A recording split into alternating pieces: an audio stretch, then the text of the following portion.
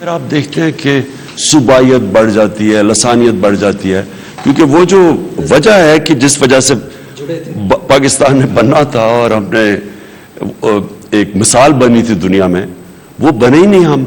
اور اس ایسٹ پاکستان بھی اس لیے علیحدہ ہو. یہ یاد رکھیں کہ ایسٹ پاکستان میں 99% لوگوں نے ووٹ کی تھی پاکستان کے لیے, یعنی وہاں بہت زیادہ جذبہ تھا پاکستان کا.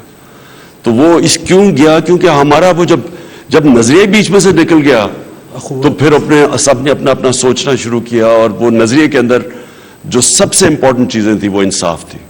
تو صوبوں نے بھی اکٹھا ہونا تھا انصاف کے اوپر.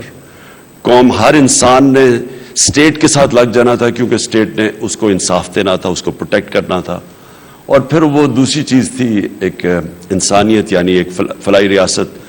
فلاحی ریاست کا مطلب ہوتا ہے جب اسٹیٹ اپنے کمزور طبقے کی ذمہ داری لیتی ہے تو وہ کمزور طبقہ اسٹیٹ کے ساتھ جڑ جاتا ہے, اور وہ پھر اسٹیٹ ایک قوم بن جاتی ہے, مضبوط ہو جاتی ہے, جو کہ مدینہ کی ریاست میں انہوں نے ثابت کیا. وہ ایک ماڈل بنا تھا ہم سب کے لیے.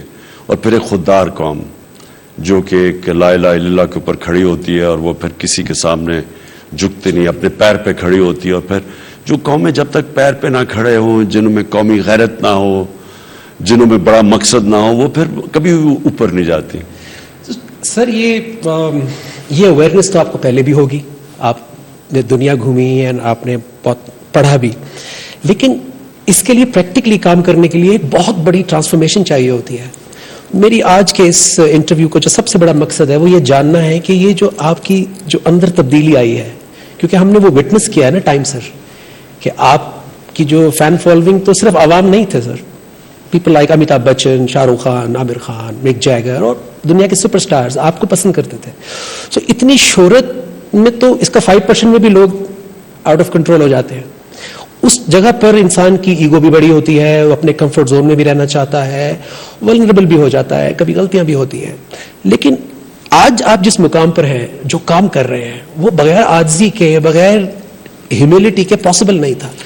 اندر کیا ہوا تھا سر, یہ لڑائی کیسے لڑی آپ نے, کس نے ہیلپ کیا, اور یہ کتنی مشکل تھی سر؟ دیکھیں نا, جب میں ایک بڑا خوش قسمت انسان وہ تھا جس نے جو اپنے لیے اسپورٹس میں ٹارگٹ سیٹ کیے وہ اچیو کیے, اور پھر اس کی وجہ سے پاپولیرٹی بھی اور دنیا میں نام بھی ملا.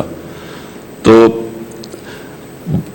ایک تو یہ ہوتا ہے کہ کئی دفعہ لوگ ایک خواب کی طرف جا رہے ہوتے, پہنچتے نہیں ہیں وہاں تک, لیکن میں وہ تھا جو پہنچ چکا تھا وہاں. تو وہ میں نے, اور وہ جو ساری گلیمر کی زندگی تھی, وہ ایک تو آپ باہر سے دیکھتے ہیں نا, ایک دور سے دیکھتے ہیں, اور ایک آپ پیچھے سے دیکھتے ہیں, تو وہ بھی میں دیکھ چکا تھا. اور میری جو ٹرانسفارمیشن تھی وہ ذرا لیٹ شروع ہوئی.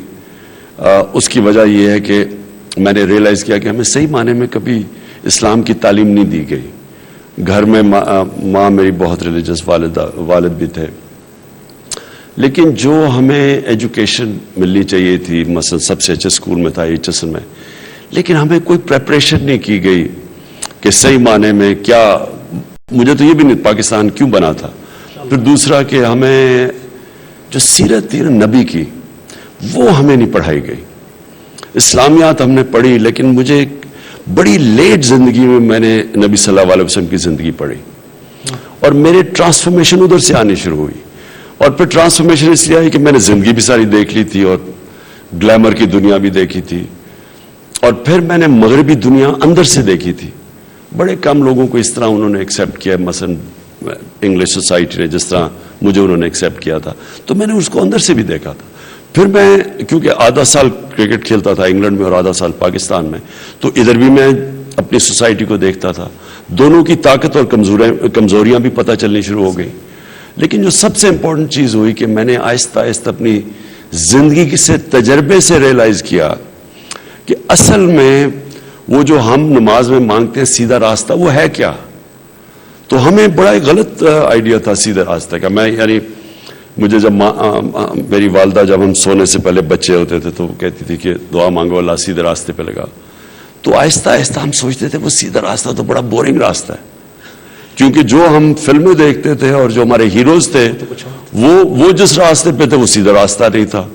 تو ان کا جو راستہ تھا وہ ایکسائٹنگ لگتا تھا, وہ اٹریکٹیو تھا, لیکن جو سیدھا راستہ تھا وہ بڑا بورنگ لگتا تھا. تو وہ میں نے آہستہ آہستہ نبی صلی اللہ علیہ وسلم کی جب سیرت پڑھی اور پھر قرآن کو سمجھنا شروع کیا اور اپنے تجربے سے ریئلائز کیا کہ اصل میں سیدھا راستہ ہماری بہتری کے لیے، اور جس راستے کو ہم گلیمرس اور اٹریکٹیو سمجھتے ہیں وہ اصل میں ہماری بربادی کا راستہ ہے، یعنی وہ ہمیں خوشی نہیں دیتا. وہ اور پلیجر سیکنگ یعنی عارضی خوشی اور ہیپینس اور جو خوشی ہے اس میں ایکچولی فرق ہے. پلیجر سیکنگ کچھ اور ہے، وہ عارضی خوشی ہوتی ہے، اور وہ ایکچولی آدمی کو ایک غلط طرف لے جاتی ہے، ایڈکشن کی طرف لے جاتی ہے، تباہی کی طرف لے جاتی ہے.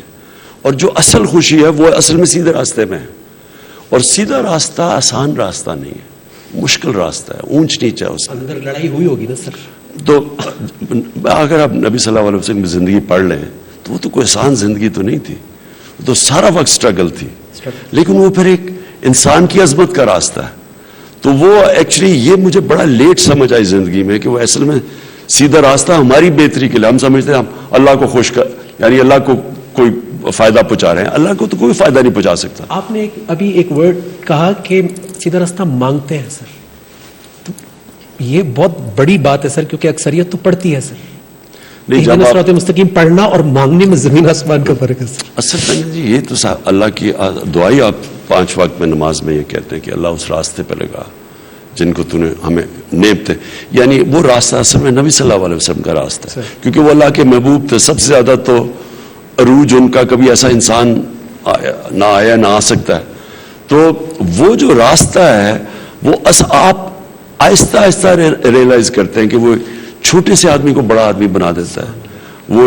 وہ جو میں بار بار اپنے نوجوانوں کو بتاتا ہوں، مولانا رومی کی سینگ کہ جب اللہ نے تمہیں پر دیے کیوں رینگ رہے ہو چونٹیوں کی طرح. تو پر تو آدمی کو ہوتے ہی ملتے ہی تب ہیں جب وہ اس راستے پہ جاتا ہے. تو سر یہ بات کی میرے نزدیک بڑی ویلیو ہے سر، اور آپ ماشاءاللہ آپ کی بات میں دیکھ رہا ہوں سر پچھلے کافی عرصے سے کہ وہ وقت گزرنے کے ساتھ ساتھ ہیوی ہوتی جا رہی ہے، اس میں ایمان بہت واضح ہوتا جا رہا ہے اور کلیئرٹی آتی جا رہی ہے سر. اور اس سے لوگ محسوس کر رہے ہیں اس کو، اس سے لوگوں کی آنکھوں میں آنسو بھی آتے ہیں اور وہ اس کو رسپونڈ بھی کرتے ہیں. یہ کیا حالات آپ کی بات اور ایمان کو زیادہ انٹینس کر دیتے ہیں، پختہ کر دیتے ہیں؟ نہیں، دیکھیں آپ کا زندگی کا تجربہ سب سے بڑا، کیونکہ آپ جیسی زندگی میں اونچ نیچ دیکھتے ہیں اور مختلف راستے، جس طرح میں دیکھ کے آیا ہوں، میں نے تو بڑی زندگی وہ ایسی زندگی گزاری ہے شاید ہی کسی کو اس طرح کا موقع ملے. کیونکہ دیکھیں ہماری جو یوتھ ہے، میں دیکھتا ہوں اب وہ جن چیزوں سے امپریس ہوتی ہے، اور جو پاپ میوزک اور یہ اور وہ، اور جو ہالی ووڈ سٹارز اور بالی ووڈ، تو اگر آپ اس کے پیچھے چلے جائیں پکچر کے تو آپ کو ایک اور ہی سین نظر آتا ہے. وہ میں نے دیکھا ہوا ہے. تو کیونکہ میں نے دیکھا وہ، اور اپنی زندگی میں پھر جو میں سمجھتا تھا کہ بڑے گلیمرس اور بڑی زبردست زندگی ہے، وہ جب میں نے اندر سے دیکھی تو اصل میں وہ ایسی ہے نہیں. وہ ایک معراج ہے جس کی طرف سے لوگ جاتے ہیں. اور اصل میں جو زندگی، جس طرح میں نے کہا، وہ جو ہم مانگتے ہیں اللہ سے سیدھے راستہ، وہ اس زندگی میں جو سکون اور خوشی ملتی ہے وہ اور کسی زندگی میں نہیں ملتی. اور میری یہ آبزرویشنز ہیں زندگی میں. میں اتنا بڑا اسکالر نہیں ہوں، لیکن میں اپنی زندگی ہمیشہ سونے سے پہلے ہمیشہ اپنے دن کا جائزہ لیتا ہوں. تو میں نے جو اپنی سارا انالیسس کیا، جائزہ کیا اپنی زندگی کا، تو مجھے اور کلیئر ہوتا گیا کہ سیدھا راستہ کیا ہے. اور سمجھ آنی شروع ہوئی کہ جو ہم اتنی اپنا ٹائم ضائع کرتے ہیں، جو سمجھتے ہیں بڑی گلیمرس زندگی، اصل میں وہ اتنی اٹریکٹیو نہیں ہے. سر بڑی عجیب بات ہے کہ کوئی آپ کی بات سے انسپائر ہو رہا ہے اور کوئی کہتا ہے کہ یہ محض باتیں ہیں. یہ بڑی عجیب بات ہے کہ کسی کو وہ بات لگ رہی ہے اور کسی کا حال خراب ہو رہا ہے وہ سن کے کہ یار میرا تو ایمان بڑھ رہا ہے یہ بات سن کے. کیونکہ یہ جو بات آپ کرتے ہیں یہ ایسے ہو نہیں سکتی اگر زندگی میں تبدیلی نہ آ رہی ہو. یہ ممکن ہی نہیں ہے. اور میں اس بات کا گواہ ہوں سر کہ ایک آدمی جو کچھ اور لائف گزار رہا ہے اس کی زبان سے ایمان کی بات نکل ہی نہیں سکتی سر. یہ اللہ کو میں گواہ کر کے آپ کو بتا رہا ہوں جو میرا ایکسپیرینس ہے سر. تو بات کی جہاں تک سر ویلیو ہے تو